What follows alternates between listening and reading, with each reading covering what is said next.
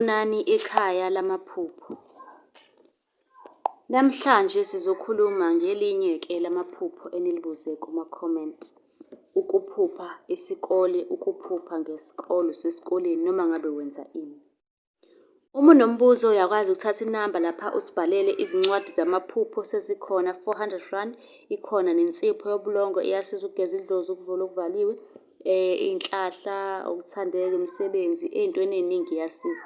100 rand. Bese siba ne-turmeric soap esiza kwi-skin nayo 150.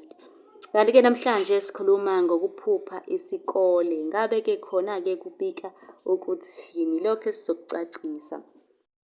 Ukuphupha ngesikole noma ukuphupha usesikoleni noma ukuphupha ufundiswa, ngabe use-primary, ngabe use-high school, ngabe use-varsity. Lokho kubika ukuthini? Ngesikhathi esiningi kuyaye kuthiwe-ke kusuke kuyintwaso, kuthiwa hamba uyothwasa. Noma kusho ukuthi kusamele uqhubeke nokufunda empilweni yakho ukuze uphumelele. Ngoba kuyenzeka abanye thola umuntu uyayivilaphela nje kanti impumelelo yakhe vele ilele lapha ekufundweni. Ngoba kunabantu vele impumelelo engaleli ekufundweni. Uthole ukuthi umuntu nje unesiphiwo sakhe, hlampe nje uyikhandela izindlu nje isiphiwo sakhe, yabo. Isiphiwo somuntu awusoze wamphuca sona. Ukuphupha ugqoke ibhayi noma iy'mpahla zesikole kusho ukuthi kunomoya wedlozi phakathi noma isithunga.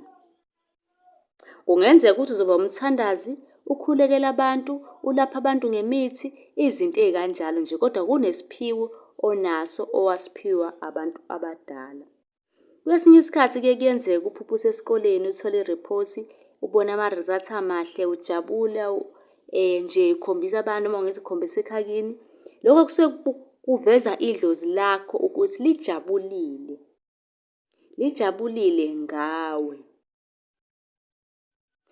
Kuyenzeka-ke kwesinye isikhathi amanye amaphupho ahambisana nesikole kube nalawo. Uphupha usesikoleni ubhala isivivinyo i-exam, uphupha uthisha wayekufundisa, uphupha uthisha ekuchazela okuthile. Uma unombuzo-ke nawe sicela ubuze lapha kwi-comment okanye usilandele ku-YouTube, usilandele ku-TikTok, usilandele ku-Facebook. Igama nje liyafana, sichaza amaphupho. Ningakhohlwa uku-subscribe-a ukuze nizothola ulwazi olanele ngamaphupho. Nisale kahle.